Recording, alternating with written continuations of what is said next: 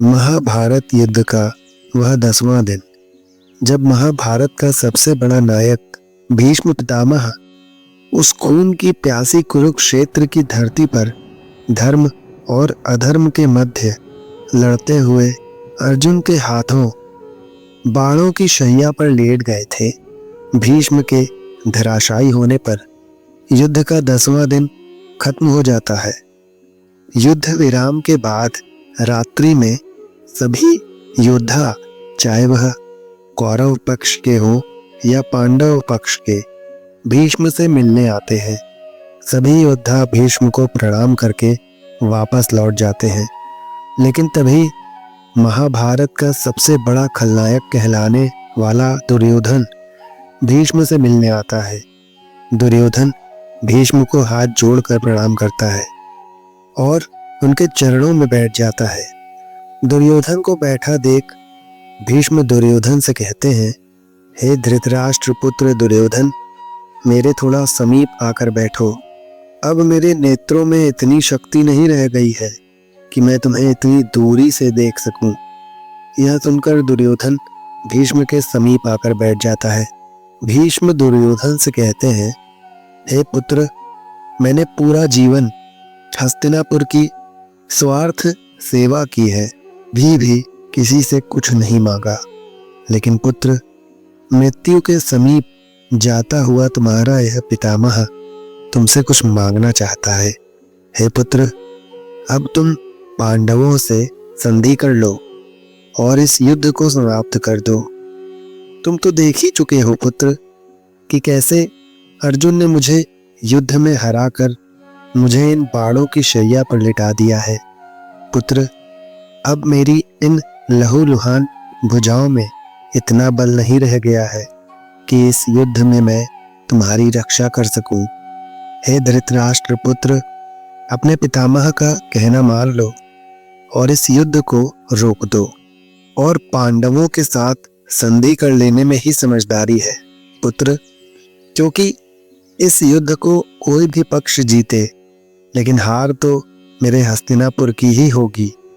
लहूलुहान तो मेरा ही हस्तिनापुर होगा पुत्र, मेरा हस्तिनापुर ही होगा। मेरे हस्तिनापुर को घायल होने से बचा लो दुर्योधन, बचा लो। पितामह के मुख से ऐसी बातें सुनकर दुर्योधन अत्यंत क्रोधित हो जाता है और क्रोधित स्वर में भीष्म से कहता है, पितामह, आप ये क्या कहना चाहते हैं कि इस युद्ध में कौरवों के सामने घुटने टेक दूं, उनसे संधि कर लूं?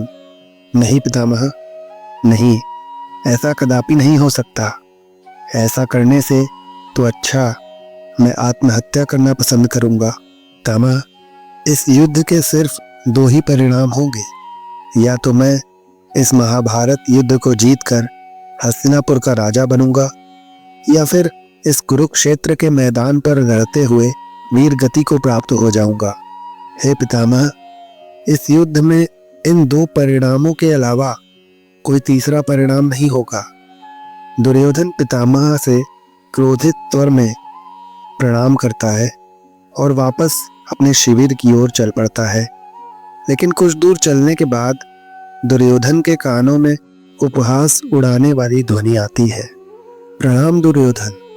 दुर्योधन पीछे मुड़कर देखता है तो पाता है कि द्रौपदी उसके सम्मुख खड़ी है।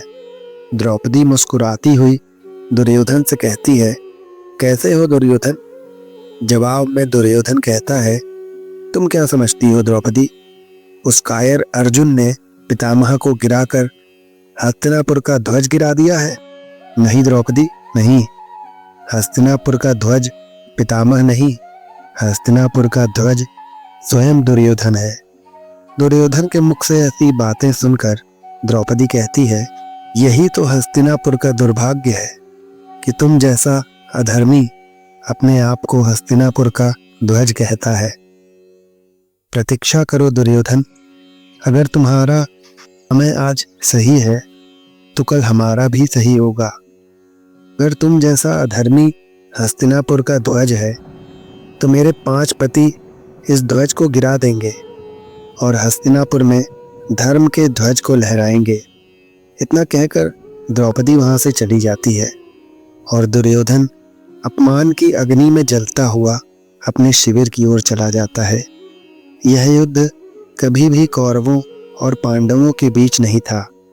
यह युद्ध द्रौपदी और दुर्योधन के मध्य था। यह युद्ध अपमान और अपमान के मध्य था। जहां द्रौपदी ने अंधे का पुत्र अंधा कहकर दुर्योधन का अपमान किया, तो वहीं दुर्योधन ने भी कुरु राजसभा में द्रौपदी का चीरहरण का आदेश देकर पूरी राजसभा में द्रौपदी का अपमान किया।